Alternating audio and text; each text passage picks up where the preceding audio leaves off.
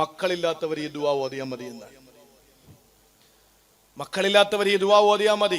അതൊരു പരീക്ഷണാർത്ഥം ഓതിയാൽ ലോകം അവസാനിച്ചാലും നിനക്ക് മക്കളുണ്ടാവൂല. യക്കീൻ വേണം ഏതൊരു കാര്യത്തിലും. ഈമാനൻ വഹ്തിസാബ, പ്രതീക്ഷയും വേണം, വിശ്വാസവും വേണം. എന്നാ പിന്നെ നോക്കാമല്ലോ എന്നും പറഞ്ഞ് ചെയ്താൽ കിട്ടില്ല. കല്യാണം നടക്കുന്നില്ലേ?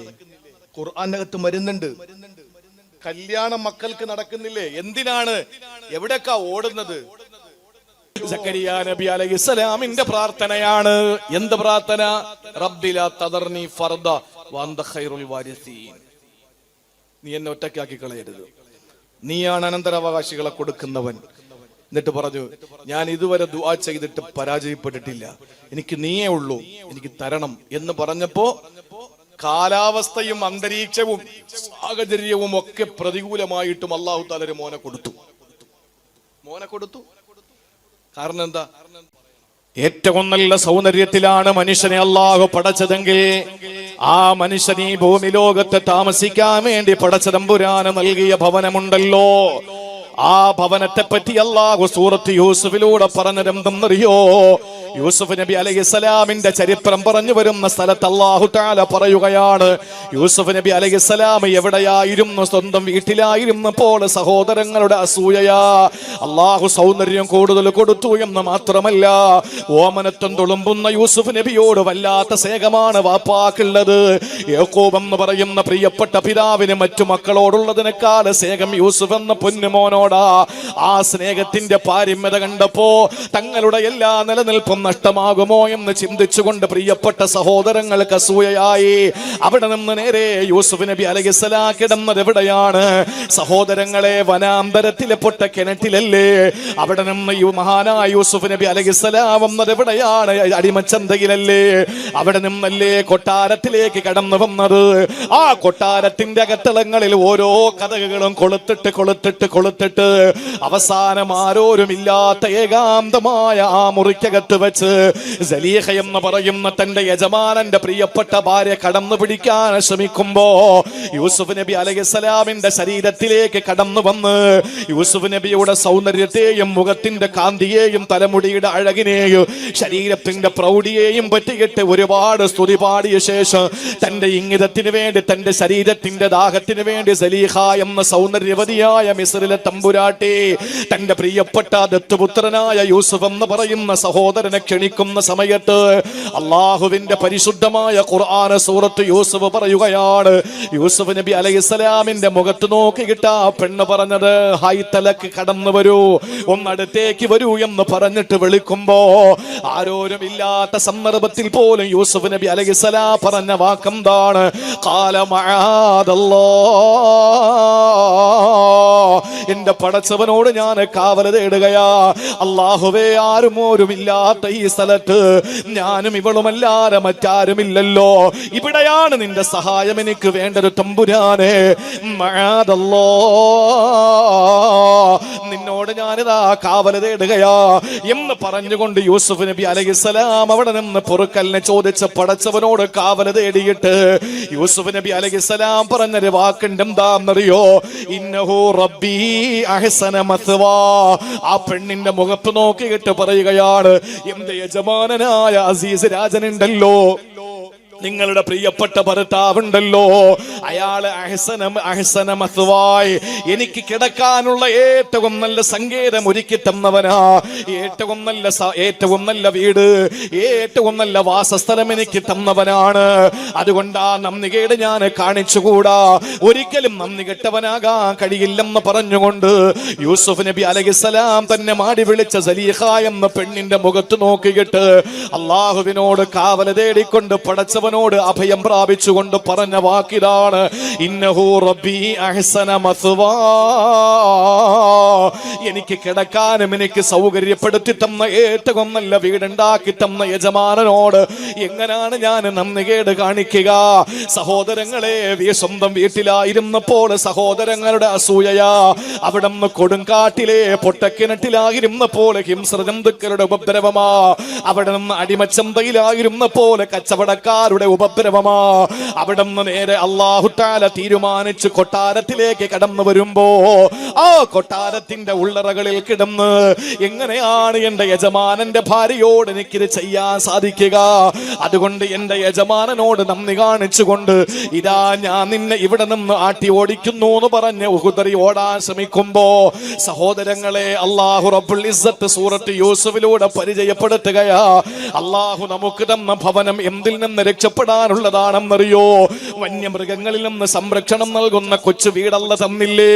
ചിലർക്ക് ഓടിട്ട വീടാകാ, ചിലർക്ക് കോൺക്രീറ്റ് സൗധമാകാ, ചിലർക്ക് മണിമേടകളാകാ, ഏതോ ആകട്ടെ പടച്ചതമ്പുരാന് നമുക്ക് തന്ന ഭവനം ചെറുതല്ല. ആ ഭവനത്തെ പറ്റി അല്ലാഹു പറഞ്ഞത് അഹ്സന മസ്വാ, എന്റെ ഭവനം ഏറ്റവും നല്ല മെച്ചമുള്ളതാക്കി അല്ലാഹു തന്നുവെന്ന. സ്വന്തമായ വീടില്ലാത്തവരോട് ചോദിച്ചു നോക്കണം ഒരു വീടില്ലാത്തതിന്റെ വേദന എന്താന്ന്. സഹോദരങ്ങളെ, ആരും ഇറക്കി വിടാത്ത, ഏത് രാത്രിയിലും കയറി വരാൻ കഴിയുന്ന, ഒന്നും മലർന്നു കിടന്നിട്ട് സന്തോഷത്തോടെ തന്റെ ദുഃഖങ്ങളെല്ലാം മനസ്സിലേക്ക് ഓർമ്മിച്ചെടുക്കാൻ കഴിയുന്ന, ആരോരും ഇല്ലാത്തവർക്ക് അല്ലാഹു തആല നൽകുന്ന സ്വന്തമായ ഭവനമുണ്ടല്ലോ. ആ ഭവനം ഇല്ലാത്തതിന്റെ വേദന ഇല്ലാത്തവരോട് ചോദിച്ചു നോക്കണം, അപ്പോഴേ അറിയോ. അതുകൊണ്ട് പടച്ചതമ്പുരാൻ തന്ന ഭവനം നമുക്ക് അഹ്സന മസ്വാ, നല്ല കിടക്കയാണ്, നല്ല ശ്വാസസ്ഥലമാണ് പടച്ചവൻ തന്നിട്ടുള്ളത്. ഇതും അല്ലാഹു തന്നത് മെച്ചപ്പെട്ട ഭവനമെന്നല്ല, അഹ്സന മസ്വാ, ഏറ്റവും മെച്ചപ്പെട്ട ഭവനമാണ് അല്ലാഹു തന്നതെങ്കിൽ 100 പ്രതിസന്ധികളിൽ നിന്ന് പടച്ചതമ്പുരാൻ നമ്മളെ കാത്തുരക്ഷിച്ചില്ലേ? എവിടെയെല്ലാം തളർന്ന് വീഴാൻ പോയി അല്ലാഹു തളർത്തിയില്ലല്ലോ. എന്തെല്ലാം പരീക്ഷണങ്ങളിലൂടെ നമ്മൾ കടന്നു വന്നു, ഏതെല്ലാം പ്രതിസന്ധികളിലൂടെ നമ്മൾ ചാടിക്കടന്നു വന്നു. അതേ സൂറത്ത് യൂസുഫിൽ തന്നെ അല്ലാഹു തആല പറഞ്ഞതെന്തെന്നറിയോ? യൂസുഫ് നബി അലൈഹിസ്സലാമിന്റെ കഥ പറഞ്ഞിട്ട് അല്ലാഹു തആല പറയുകയാണ്, വഖദ് അഹ്സന ബി ഇദ് അഖ്റജനി മിനസ് സിജ്നി.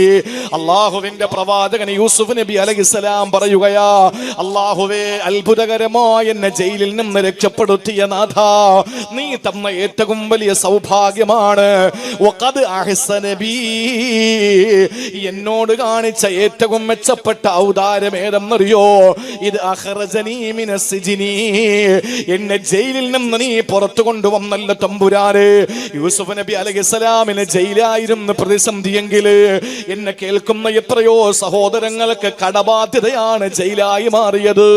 എത്രയോ സഹോദരങ്ങൾക്കാണ് ഭാര്യയുടെ രോഗം ജയില് പോലെ, മക്കളുടെ രോഗം ജയില് പോലെ, നമ്മുടെ പ്രയാസങ്ങൾ ജയില് പോലെ, നമ്മുടെ പ്രതിസന്ധികൾ ജയില് പോലെ. സഹോദരങ്ങളെ, ഒരർത്ഥത്തിലല്ലെങ്കിലും മറ്റൊരർത്ഥത്തിൽ നമ്മൾ തടവറയ്ക്കുള്ളിലാ. കടം ഇട്ടുമൂടാനുള്ള കടമുള്ളവരെ കടമെന്ന് പറയുന്ന തടവറയ്ക്കുള്ളിലാ, രോഗമെന്ന തടവറയ്ക്കുള്ളിലാ. എത്ര രോഗങ്ങളാണ് പ്രിയപ്പെട്ട സഹോദരങ്ങളെ. അല്ലാഹു നമ്മളെ ഇതിൽ നിന്നെല്ലാം രക്ഷപ്പെടുത്തിയല്ലോ.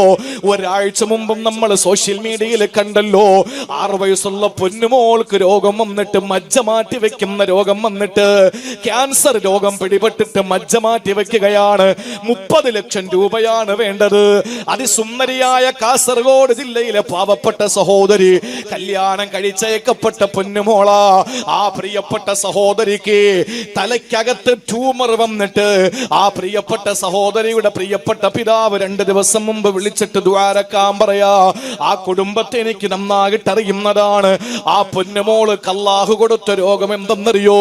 20 ലക്ഷം രൂപ ചെലവ് വരുന്ന സർജറിയാണ് ബാംഗ്ലൂർ ഹോസ്പിറ്റലിലും നടക്കുന്നത്. സുന്ദരിയായ പൊന്നുമോൾക്ക് അല്ലാഹു ആ തലയ്ക്കകത്ത് നിറച്ച് ട്യൂമർ കൊടുക്കുമ്പോൾ അല്ലാഹു നമ്മൾക്കൊരു രോഗവും തന്നില്ലല്ലോ. പ്രതിസന്ധികളും വിഷമങ്ങളും പ്രയാസങ്ങളിൽ നിന്ന് അല്ലാഹു നമ്മളെ രക്ഷപ്പെടുത്തിയത് വെറും ഒരു രക്ഷപ്പെടുത്തലല്ല. യൂസുഫ് നബിയുടെ കഥ പറഞ്ഞുകൊണ്ട് ഖുർആൻ പരിചയപ്പെടുത്തുന്നത്, വഖദ് അഹ്സന ബി ഇദ് അഖ്റജനി മിനസ് സിജ്നി. യൂസുഫ് നബിക്ക് ജയിലെന്ന പ്രതിസന്ധിയായിരുന്നെങ്കിൽ എനിക്കും നിങ്ങൾക്കും കടബാധ്യത എന്ന പ്രതിസന്ധിയാണ്, ജയിലാണ്, രോഗമെന്ന ജയിലാണ്. അതിൽ നിന്നെല്ലാം അള്ളാഹു നമ്മളെ രക്ഷപ്പെടുത്തിക്കൊണ്ടുവരികയല്ലേ. ഏതെങ്കിലും ഒരു അസുഖം പിടിപെട്ടു പോയാ പ്രിയപ്പെട്ട സഹോദരങ്ങളെ, മരുന്നില്ലാതെ ചികിത്സിക്കാൻ രീതിയില്ലാതെ ശൈലിയില്ലാതെ അതിനുള്ള സാമർത്ഥ്യം ഇവിടത്തെ ബിഷക്കന്മാർക്ക് കൊടുക്കാതെ പടച്ചവനെ പരീക്ഷിച്ചു കഴിഞ്ഞാൽ ആ പരീക്ഷണം താങ്ങാൻ നമുക്ക് കഴിയില്ലല്ലോ. എന്ത് രോഗം വന്നാലും ലോകത്ത് ആശുപത്രികളുണ്ട്. പറയുന്നു 10 ലക്ഷം പേരിൽ ഒരാൾക്ക് വരുന്ന അസുഖമാണ്. ഡൽഹിയിൽ മാത്രമേ അതിന്റെ ചികിത്സയുള്ളൂ. 1000-ൽ ഒരാൾക്ക് വരുന്ന രോഗമാണ്. ബാംഗ്ലൂരിൽ മാത്രമേ ചികിത്സയുള്ളൂ. 100 പേരിൽ ഒരാൾക്ക് വരുന്ന രോഗമാണ്. എറണാകുളത്ത് മാത്രമേ ചികിത്സയുള്ളൂ. ഇതൊക്കെ നമ്മുടെ മുന്നിൽ പറയപ്പെടുന്നത് എന്തിന്റെ പേരിലാണ്? നമ്മൾ ചിന്തിക്കുന്നത് പടച്ചോനെ ആ 10 ലക്ഷം പേരിൽ ഒരാൾ ഞാനായല്ലോ, ആ 100-ൽ ഒരാൾ ഞാനായല്ലോ. അങ്ങനെയല്ല നമ്മൾ ചിന്തിക്കേണ്ടത്.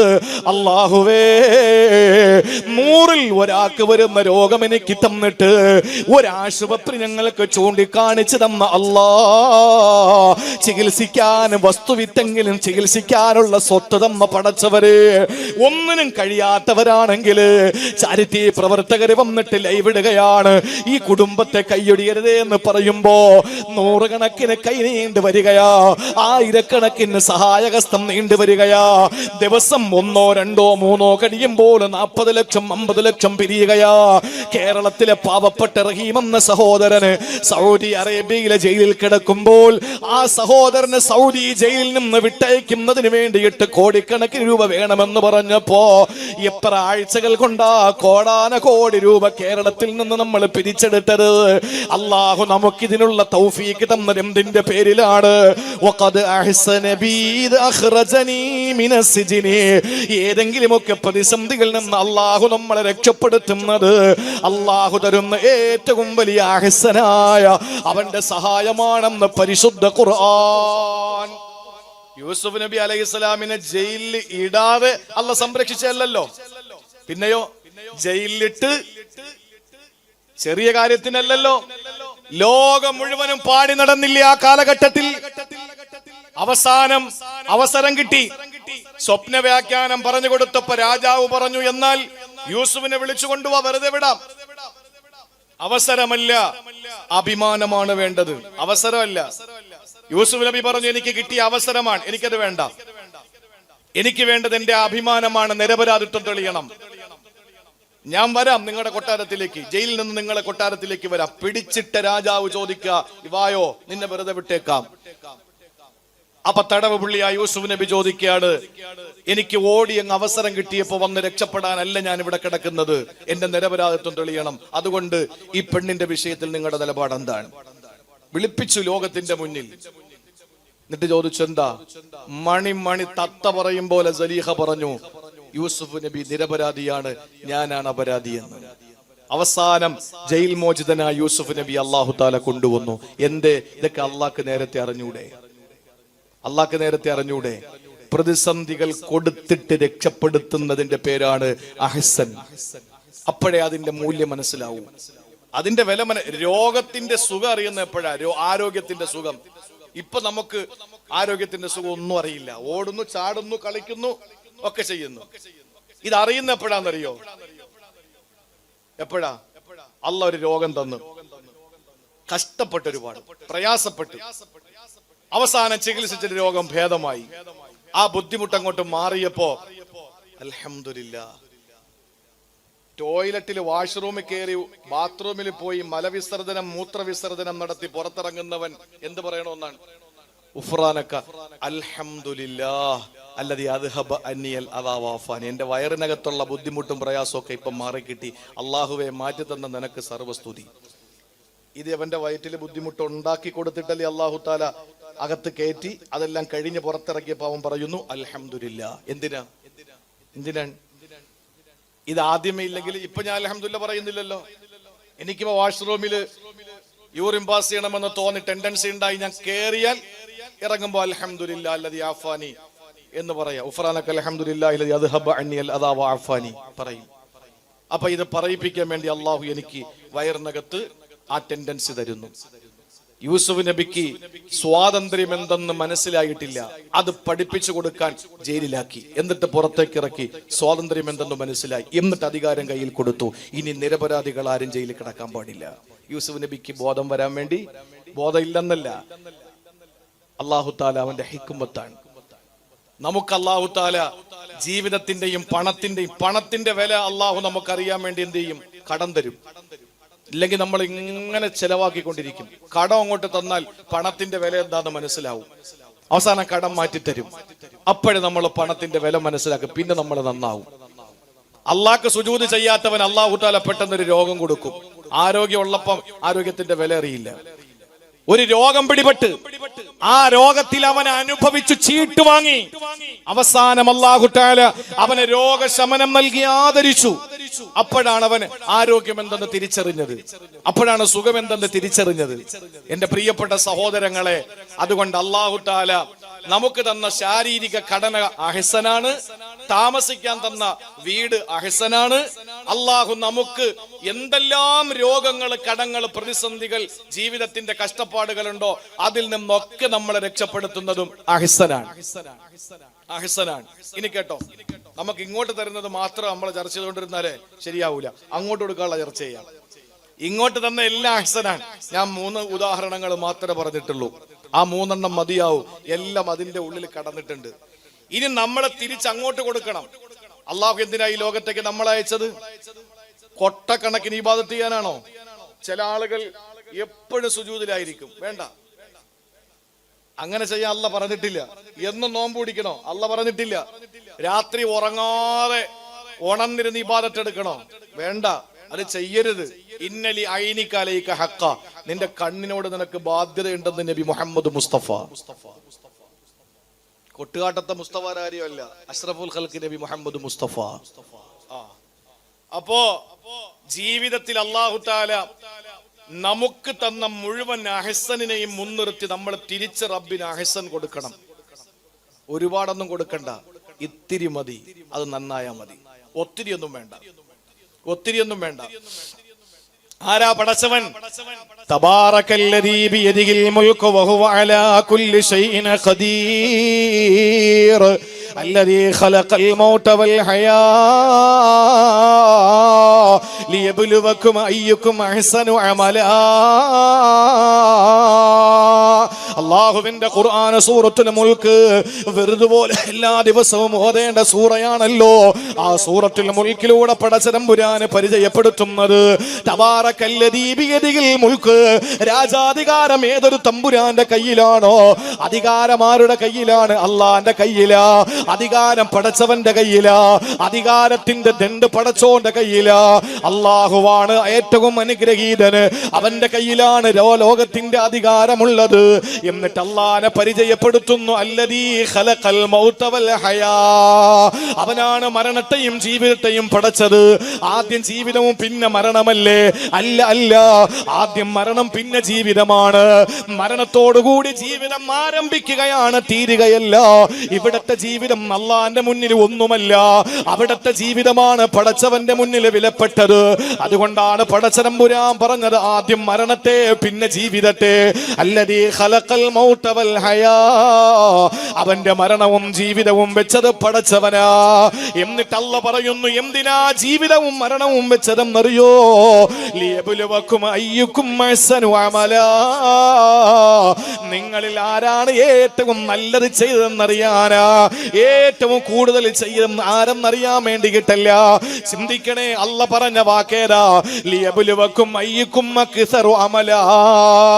അല്ലാഹ് പറഞ്ഞത് അങ്ങനെയല്ല. നിങ്ങളിൽ ആരാണ് അക്സർ, ഏറ്റവും കൂടുതൽ ചെയ്തത് ആരാണ് എന്നറിയാൻ വേണ്ടിയിട്ടെന്നല്ല അല്ലാഹ് പറഞ്ഞത്. പിന്നെ പടച്ചോൻ പറഞ്ഞത് എന്താണ്? ലിയബ്ലുവക്കും അയ്യുക്കും അഹ്സനു അമലാ.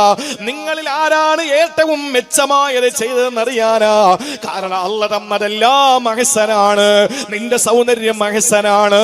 നിന്റെ വീട് അഹ്സനാണ്. എല്ലാ പ്രതിസന്ധികളിലും നീറുന്ന 100 പ്രശ്നങ്ങളിൽ നിന്ന് നിന്നെ രക്ഷപ്പെടുത്തിയത് അല്ലാഹുവിന്റെ അഹ്സനാ അസീമായ ഖുദ്റത്ത് കൊണ്ട് നിയമത്താണ്. അതുകൊണ്ട് തിരിച്ച് നീ കൊടുക്കേണ്ടത് അഹ്സനാണ്, അല്ലാതെ അക്സറല്ല. ഒരുപാട് നിസ്കരിക്കണം, ഒരുപാട് നോമ്പ് പിടിക്കണം, ഒരുപാട് ദാനധർമ്മങ്ങൾ ചെയ്യണമെന്നല്ല. മറിച്ചോ ചെയ്യുന്നത് കുറച്ചേ ഉള്ളെങ്കിൽ പോലും അല്ലാഹുവിന്റെ ഖുർആൻ പറയുന്നു അഹ്സനു അമലാ, നിങ്ങൾ ഏറ്റവും നല്ലത് ചെയ്തതാരാണെന്നറിയാനാ. ഷാഫിഈ റളിയല്ലാഹു അൻഹു 125 വർഷം ജീവിച്ചിരുന്നില്ല. ഇമാമുന ഷാഫിഈ തങ്ങൾ ജീവിച്ചിരുന്നത് 54 വർഷമാണ്. ചോദിക്കട്ടെ എന്ന് കേൾക്കുന്ന 60 വയസ്സുകാരില്ലേ, 70 വയസ്സുകാരില്ലേ, പോട്ടെ 55 വയസ്സുകാരില്ലേ? ഈ 55 വയസ്സിനിടയിലും നിങ്ങൾ എന്താ ഈ സമുദായത്തിന് ചെയ്തത്? എന്താ ഈ സമൂഹത്തിന് നിങ്ങൾ ചെയ്തത്? എന്താ ഈ വിശുദ്ധ ദീനിന് നിങ്ങൾ കൊടുത്തത്? എന്താ കൊടുത്തത്? എന്റെ പ്രിയപ്പെട്ടവരെ, ഞാനും നിങ്ങളും ഇത്രയും നാള് ജീവിച്ചിട്ട് അള്ളാന്റെ ദീനിന് എന്ത് കൊടുത്തു? ഇമാമുന ഷാഫിഈ റളിയല്ലാഹു അൻഹു 54-ാമത്തെ വയസ്സിൽ മരണപ്പെടുമ്പോൾ ഈ ലോകത്തിന് സമ്മാനിച്ചത് എന്താ? പറഞ്ഞറിയിക്കാൻ പറ്റാത്ത സംഭാവനകൾ അള്ളാഹുവിന്റെ ദീനിനു വേണ്ടി സമർപ്പിച്ചിട്ടല്ലേ ഇമാമുന ഷാഫിഈ തങ്ങൾ ഈ ലോകത്തോട് വിട പറഞ്ഞു പോയത്.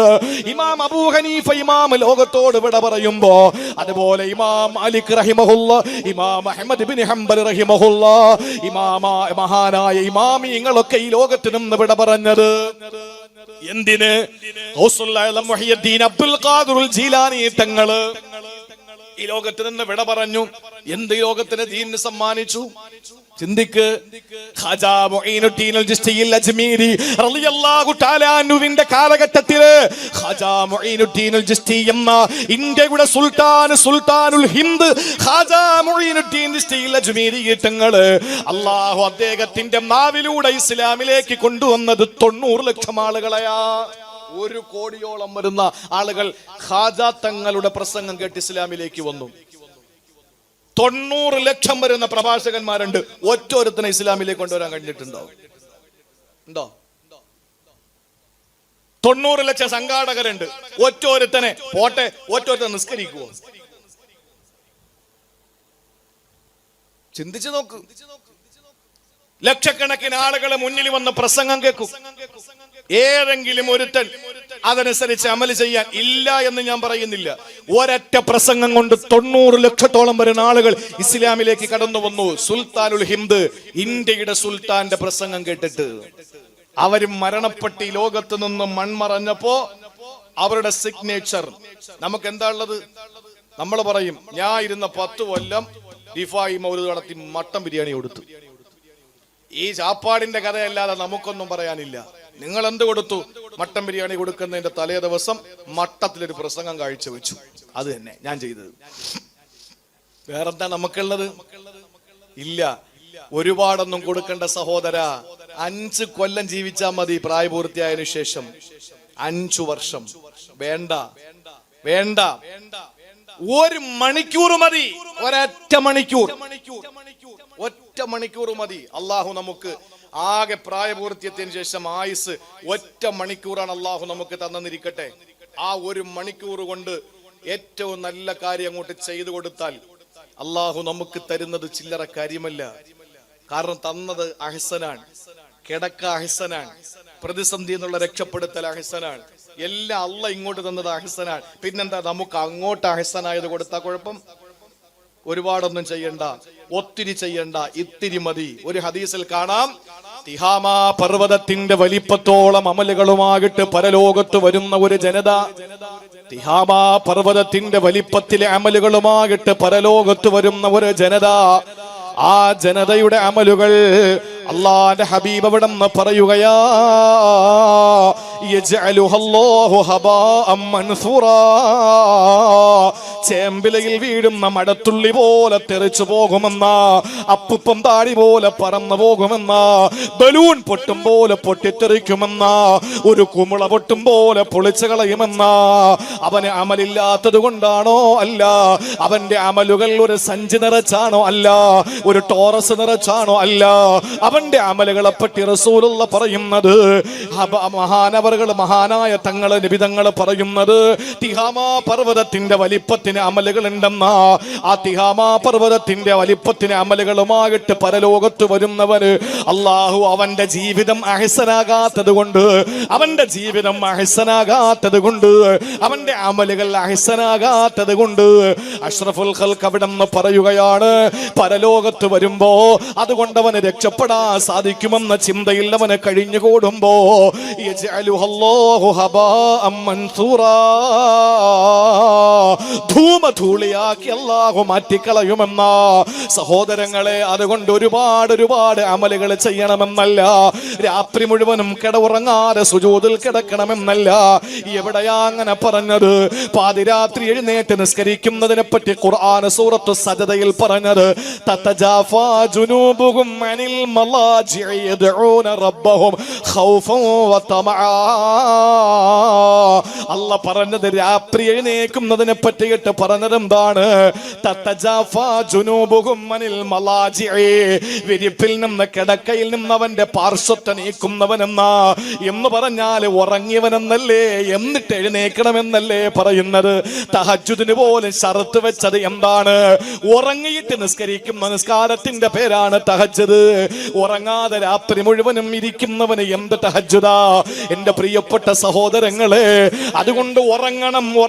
വഖലീലം മിനൽ ലൈലി മാ യഹ്ജഊൻ, രാത്രി വളരെ കുറഞ്ഞുറങ്ങുന്നവനെന്ന് ഖുർആൻ പറഞ്ഞില്ലേ? എന്തായി പറയുന്നത്? രാത്രി ഉറങ്ങേണ്ട സമയമാണ്. വജഅൽനാ നൗമകും സുബാതാ, ഉറക്കം നിങ്ങൾക്ക് വിശ്രമമാണെന്ന് അല്ലാഹുവിന്റെ പരിശുദ്ധ ഖുർആൻ സൂറത്തുൻ നബ. അതുകൊണ്ട് ഉറങ്ങണം, എന്നിട്ട് എഴുന്നേൽക്കണമെന്നല്ലേ സഹോദരങ്ങളെ. അതുകൊണ്ട് പാതിരാത്രി മുഴുവനും ഉറക്കമുളച്ചിട്ടിരുന്ന് ഇബാദത്തെടുത്തത് കൊണ്ട് അല്ലാഹുവിന്റെ സ്വർഗം കിട്ടുമെന്നല്ല, മറിച്ച് അല്ലാഹു നമ്മളോട് പറഞ്ഞത് രാത്രിയിലെ കുറഞ്ഞ സമയം എഴുന്നേറ്റ് 2 റക്അത്ത് നിസ്കരിച്ചാലും മതി. ആ നമസ്കാരം അഹ്സനാകണം, അക്തറാകണ്ട. ഒരുപാടൊന്നും നീ ചെയ്തു കൂട്ടണ്ട. അങ്ങനെയൊക്കെ ചെയ്യുന്നത് ഒരുപാട് നാൾ നിലനിൽക്കൂല. വയലൊക്കെ കേട്ട് നന്നാകണമെന്ന് ആഗ്രഹിച്ചിട്ട് പിന്നെ പള്ളിയോട് ബന്ധപ്പെട്ട് തന്നെ ജീവിതം, എപ്പോഴും ഇബാദത്ത്. ഇൻഷാ അല്ലാഹ് തഹജ്ജുദ് ഞാൻ മുടക്കൂല, 12 റക്അത്ത് എഴുന്നേറ്റ് നിസ്കരിക്കും. ആദ്യത്തെ 2 ദിവസം 3ന്റെ അന്ന് 8 ആവും, 4ന്റെ അന്ന് 6 ആവും, 5ന്റെ അന്ന് 4 ആവും, 6ന്റെ അന്ന് 2 ആവും. പിന്നെ സുബഹി ഉണ്ടാവൂല. വേണ്ട, എന്തിനാ ഈ പൊല്ലാപ്പ്? അതുകൊണ്ട് ഇൻഷാ അല്ലാഹ് സുബഹിക്ക് എന്തായാലും എഴുന്നേക്കുമല്ലോ. അതുകൊണ്ട് രാത്രിയുടെ 3-ാം യാമത്തിൽ സഹറിന്റെ സമയത്ത് സുബഹിയുടെ ബാങ്ക് കേൾക്കുന്നതിന് ഒരു 15-20 മിനിറ്റ് അലാറം വെച്ച് എഴുന്നേറ്റിട്ട് 2 റക്അത്ത് അല്ലാഹുവിന് വേണ്ടി തഹജ്ജുദ് നിസ്കരിക്ക്, മതി. അല്ലാതെ ഇൻഷാ അല്ലാഹ് രാത്രി 1:30 മണി മുതൽ ഇൻഷാ അല്ലാഹ് ഇനി ഞാൻ ഉറങ്ങാതെ അള്ളാന്റെ വലിയാകാൻ പോവാൻ, ആ വലിയാവുക എന്നുള്ള ആഗ്രഹം മാത്രം ബാക്കിയുണ്ടാവും. ഒരാഴ്ച കഴിയുമ്പോൾ നമ്മൾ ക്ഷീണിക്കും. കഴിയുന്നത് നമ്മൾ ചെയ്യാവൂ, ചെയ്യുന്നത് അഹ്സനാകണം, നന്നായിട്ട് അങ്ങോട്ട് ചെയ്യണം. ഇതിനു വേണ്ടിയാ ഈ ലോകത്തേക്ക് അള്ളാഹു അയച്ചത്. തന്നത് മുഴുവനും അഹ്സനാണെങ്കിൽ തിരിച്ചങ്ങോട്ട് അഹ്സൻ കൊടുക്കണം. 1-2 ഉദാഹരണങ്ങൾ ഞാൻ പറയാം നമ്മൾ ചെയ്യേണ്ടത് എങ്ങനെയാണ്. ഒന്ന്, പടച്ചവനോട് ചെയ്യേണ്ട ഒറ്റ കാര്യം മാത്രമേ ഞാൻ പറയുന്നുള്ളൂ. ഇഷ്ടം പോലെ ഖുർആനകത്തുണ്ട്, അത് നമുക്ക് സമയത്തിന്റെ കുറവുണ്ട്.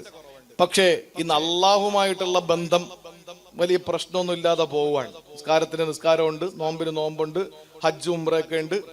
കൊല്ലം ഹജ്ജിന് പോവാണ്. അള്ളാഹു താല ഭാര്യയില്ലേ, അള്ളാഹു ആ മണ്ണിലെത്തി നന്നായിട്ട് ഹജ്ജ് ഉംറയും ചെയ്യാനുള്ള ഭാഗ്യം അള്ളാഹു തരട്ടെ. ഞങ്ങൾക്കൊക്കെ വേണ്ടി ദുആരക്കണം. ഇൻഷാ അല്ലാഹ് വലിയൊരു ഭാഗ്യമാണ് ഹജ്ജിന് പോവുക എന്നുള്ളത്. അള്ളാഹുമായിട്ട് ബന്ധപ്പെട്ട കാര്യങ്ങളൊക്കെ ഇപ്പൊ ക്ലിയർ ആയിട്ട് പോകുന്നുണ്ട്. പക്ഷേ എവിടെയാ വീഴ്ചയെന്നറിയോ? മഖ്ലൂക്കുകളുമായി ബന്ധപ്പെട്ടതിൽ ഒരുപാട് വീഴ്ചകളുണ്ട്. അതുകൊണ്ട് അള്ളാഹുവിനോട് കൊടുക്കുന്ന അഹ്സൻ ഒരെണ്ണം പറഞ്ഞിട്ട് ബാക്കി പടപ്പുകളുടെ ഇടയിലുള്ള ചില കാര്യങ്ങൾ പറയാനുണ്ട്. അള്ളാഹു മനസ്സിലാക്കാനുള്ള തൗഫീക്ക് തരട്ടെ. അള്ളാഹുവിന് വേണ്ടി നമ്മൾ എങ്ങനെയാ ചെയ്യേണ്ടത്? ഒന്നാമതായിട്ട് സൂറത്തു സുമറിൽ അല്ലാഹു പറയുകയാണ്, വത്തബിഊ അഹ്സന മാ ഉൻസില ഇലൈക്കും മിർ റബ്ബിക്കും മിൻ ഖബൽ അൻ യഅതിയകുമുൽ അദാബു ബഗ്തതൻ വഅൻതും ലാ തശ്ഉറൂൻ. അല്ലാഹുവിന്റെ ഖുർആനിലൂടെ പടച്ച തമ്പുരാൻ പറയുകയാണ്, സഹോദരങ്ങളെ, പടച്ചവന് വേണ്ടി നമ്മൾ ചെയ്യേണ്ടത് എന്താണെന്നറിയോ? വത്തബിഊ, നിങ്ങൾ ഫോളോ ചെയ്യണം, നിങ്ങൾ അനുധാവനം ചെയ്യണം, നിങ്ങൾ പിൻപറ്റണം. എന്തിനെയാ? അഹ്സനമാ ഉൻസില ഇലൈക്കും മിർ റബ്ബിക്കും, നിങ്ങളുടെ നാഥനിൽ നിന്ന് നിങ്ങൾക്ക് വന്ന ഏറ്റവും നല്ല വിശുദ്ധ ഖുർആന്. അള്ളാഹുവിന്റെ ഗ്രന്ഥത്തെ പറ്റി അല്ല പറഞ്ഞത് ഏറ്റവും നല്ലതെന്നാണ്. അഹ്സനെന്നാണ് ഖുർആനിനെ പറ്റി പറഞ്ഞത്. ആ അഹ്സനായ അള്ളാഹുവിന്റെ കലാമിൽ നിന്ന് നിങ്ങൾ പിൻപറ്റിയിട്ട് നിങ്ങൾ ഖുർആൻ എന്ത് പറയുന്നു അതാകണം നിങ്ങളുടെ ജീവിതം, അതാകണം നിങ്ങളുടെ ജീവിത ശൈലി. അല്ലാതെ ഖുർആനിന് വിരുദ്ധമായതാകാൻ പാടില്ല. അല്ല പറയുകയാണ്, മിൻ ഖബലി അൻ യഅതിയകുമുൽ അദാബു ബഗ്തതൻ വഅൻതും ലാ തശൂറൂൻ, നിങ്ങൾ അറിയാതെ നിങ്ങൾക്കൊരു വിപത്ത് വന്നെത്തിച്ചേരുന്നതിന് മുമ്പ് അള്ളാഹു നിങ്ങൾക്ക് മരണമെന്ന വിപത്ത് വെച്ചിരിക്കുകയാ.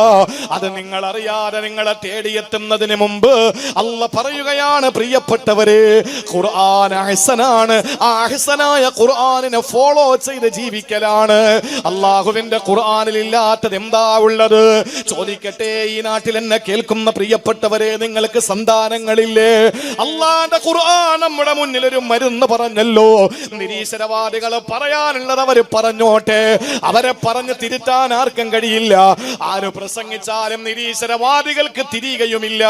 പലരും ചോദിച്ചു, ഉസ്താദേ, ഇത്രയും കേരളത്തിൽ പ്രഭാഷകന്മാരുണ്ടല്ലോ, എന്തേ ഈ പറയപ്പെട്ട നിരീശ്വരവാദികളിൽപ്പെട്ട വൃത്തികെട്ട ജന്മങ്ങളെ ഒന്ന് നന്നാക്കാത്തത്? അത് നമ്മുടെ കുറ്റമല്ല. അല്ല പറഞ്ഞ വാക്കാണ്. അവര് ബധിരരാണ്, അവര് മൂകരാണ്, അവരന്ധരാണ്. അള്ളാഹുവിന്റെ ഖുർആൻ പറഞ്ഞിരിക്കുന്നു, ഖതമല്ലാഹു അലാ ഖൽബി, അവന്റെ ഹൃദയത്തിൽ അല്ല സീല് വെച്ചിരിക്കുകയാണ്. പടച്ചോൻ വെച്ച സീല് പൊട്ടിക്കാൻ ലോകത്തേത് മുസ്ലിയാർക്കാ കഴിയുക? ഏതെങ്കിലും ഒരു മനുഷ്യൻ അന്ധനായി പോയാൽ അവന്റെ കണ്ണ് തുറപ്പിക്കാൻ ഏത് പ്രഭാഷകനാണ് കഴിയുക? ഏതെങ്കിലും ഒരുത്തൻ ബധിരനായി പോയാൽ അവന്റെ ബധിരത മാറ്റാൻ ലോകത്ത് ഏത് സൃഷ്ടിക്കാണ് കഴിയുക? നിരീശ്വരവാദികളോട് പറയാനുള്ളത്, നിങ്ങൾ സുമ്മാണ്, ബുക്കുമാണ്, ഉമ്യാണ്, അസമ്മാണ്, അഅ്മയാണ്, അബുഖമാണ്. നിങ്ങൾക്ക് പറയാൻ പറ്റില്ല ഊമകളാ, നിങ്ങൾക്ക് കാണാൻ പറ്റൂല അന്ധരാ, നിങ്ങൾക്ക് കേൾക്കാൻ പറ്റൂല ബധിരരാ. എല്ലാത്തിനും അല്ല സീല് വെച്ചിരിക്കുകയാണ്. അതുകൊണ്ട് പറയുന്നവന് പറഞ്ഞോട്ടെ. അള്ളാഹു നമുക്ക് സന്താനങ്ങളെ തന്നില്ലെങ്കിൽ ഖുർആനിനകത്ത് മരുന്നുണ്ടല്ലോ. ഏതാ മരുന്ന്? തന്റെ പ്രിയപ്പെട്ട ഭാര്യ, എന്റെ ഭാര്യ പ്രസവിക്കാത്തവളാണ് എന്ന് പറഞ്ഞാൽ എന്റെ ഭാര്യയ്ക്ക് യൂട്രസിന്റെ സംവിധാനം പോലുമില്ല, അവള് മലടിയാണ്, മച്ചിയാണ്. ആഖിറത്ത് എന്ന് പറഞ്ഞാൽ പ്രസവിക്കാത്തവള്. പക്ഷേ ആ പ്രവാചകൻ സക്കരിയ നബി അലൈഹിസ്സലാമിന്റെ ഭാര്യയുടെ കഥ ഇതാണെങ്കിൽ സക്കരിയ നബിയുടെ അവസ്ഥ എന്താണ്? അദ്ദേഹം തന്നെ പറയുന്നു, വഹനൽ അളവു മിന്നി, എന്റെ എല്ലുകളൊക്കെ നുരുമ്പി പോയിരിക്കുകയാ. അറ്റ്ലീസ്റ്റ് മക്കൾ ഉണ്ടാകാനൊന്നും നിവർന്ന് നിൽക്കണമല്ലോ, അതിനുള്ള ആരോഗ്യം പോലും എനിക്കില്ല. എന്റെ തലമുടി ഇതാ നരച്ച് കുരച്ചിരിക്കുകയാണ്. ഞാൻ വലിയ പ്രായം ചെന്നവനാണ്. പക്ഷേ പടച്ചവനെ, നിന്നോട് ദുആ ചെയ്ത് ഞാൻ ഇന്നേ വരെ പരാജയപ്പെട്ടിട്ടില്ല അല്ലാ. എന്റെ ഭാര്യ പ്രസവിക്കൂല, ശരിയാ, എനിക്കാണെങ്കിലോ പ്രായം വന്ന് എല്ലാം ദുരുമ്പിച്ചു പോയി. പക്ഷേ നിന്നോട് ദുആ ചെയ്തിട്ട് ഞാൻ ഇന്നേ വരെ പരാജയപ്പെട്ടില്ല. അതുകൊണ്ട് എനിക്കൊരു സന്താനത്തെ നീ തരുമോ തമ്പുരാനെ എന്ന് ചോദിച്ചപ്പോ ആകാശ ലോകങ്ങൾക്ക് അപ്പുറത്തിനും അല്ലാന്റെ മറുപടി, യാ സക്കരിയ ഇന്നാ നുബശ്ശിറുക ബിഗുലാ, ഇതാ ഒരു മോനെ ഞാൻ നിങ്ങൾക്ക് തരാം സക്കരിയ നബിയേ, ഇസ്മുഹു യഹ്യാ. അല്ലാഹു പേരിട്ടുകൊണ്ടാണ് തന്റെ പ്രിയപ്പെട്ട മോനെ ഭൂമിയിലേക്ക് ഇറക്കിയത്. അതുവരെയുള്ള ഒരൊറ്റ നബിമാരും ഒരൊറ്റ മക്കളെയും അല്ലാഹു പേരിട്ടിട്ട് ഇറക്കിയില്ല. കാരണം എന്തുകൊണ്ടാണ്? മഹാനായ അഷ്റഫുൽ ഖൽഖ് തങ്ങളുടെ പേര് മുഹമ്മദ് എന്ന. ആരാ മുഹമ്മദ് എന്ന് പേരിട്ടത്? അബ്ദുൽ മുത്തലിബ. എന്താ പേരിടാൻ കാരണമെന്ന് ചോദിച്ചപ്പോൾ അബ്ദുൽ മുത്തലിബ് പറഞ്ഞത്, ആ കുട്ടിയെ എല്ലാവരും പുകഴ്ത്തണമെന്ന ആഗ്രഹമാണ്. ഇന്ന് നെതർലാൻഡിന്റെ അടച്ചിട്ട കണ്ണാടിച്ചിലിനകത്തിരുന്ന് സഭ സെബാസ്റ്റ്യൻ പുന്നക്കലെന്നവൻ, അവനും പറയുന്നത് മുഹമ്മദ് വ്യഭിചാരി എന്ന്. ആ വ്യഭിചാരി എന്ന വൃത്തികെട്ട നാവിലൂടെ വരുമ്പോ അതിനു മുമ്പ് അവനെ കൊണ്ട് അല്ലാഹു പറയിപ്പിച്ചു മുഹമ്മദ്. ഏത് നിരീശ്വരവാദിയെയും അല്ലാഹു നബിതങ്ങളെ പറ്റി മൗലിദ് പറയാതെ പടച്ച തമ്പുരാൻ വിമർശിപ്പിച്ചിട്ടില്ല. മുഹമ്മദ് വൃത്തികെട്ടവനെന്ന് പറഞ്ഞാൽ ആദ്യം മുഹമ്മദ് എന്ന് പറയിപ്പിച്ചത് സ്തുതിക്കപ്പെട്ടവനെന്നാണ് അർത്ഥം. നബിതങ്ങളെ സ്തുതിക്കപ്പെട്ടവനെന്ന് പറഞ്ഞിട്ടേ നബിയെ തീവ്രവാദി എന്ന് പറയാൻ പടിഞ്ഞാറൻ ശക്തികൾക്ക് കഴിയുള്ളൂ. സഹോദരാ, ചിന്തിച്ചു നോക്ക്. ഈ മുഹമ്മദ് എന്ന് പേരിട്ടത് അബ്ദുൽ മുത്തലിബാണ്. പക്ഷേ അള്ളാഹുവിന്റെ പ്രിയപ്പെട്ട പ്രവാചകന് സക്കരിയ നബിയുടെ പൊന്നുമോൾ യഹ്യ എന്ന മകന് പേരിട്ട് കൊടുത്തത് അള്ളയാണ്. സഹോദരങ്ങളെ ചിന്തിക്കണേ. ആ യഹ്യ നബിക്ക് അല്ലാഹു സക്കരിയ നബിക്ക് യഹ്യ എന്ന മോനെ കിട്ടി. അതിനുള്ള കാരണം എന്തെന്നറിയോ? സക്കരിയ നബി അലൈഹിസ്സലാമിന്റെ പ്രാർത്ഥനയാണ്. എന്ത് പ്രാർത്ഥന? റബ്ബി ലാ തദർനി ഫർദ വഅന്ത ഖൈറുൽ വാരിസീൻ. നീ എന്നെ ഒറ്റയ്ക്കാക്കി കളയരുത്, നീയാണ് അനന്തരാവകാശികളെ കൊടുക്കുന്നവൻ.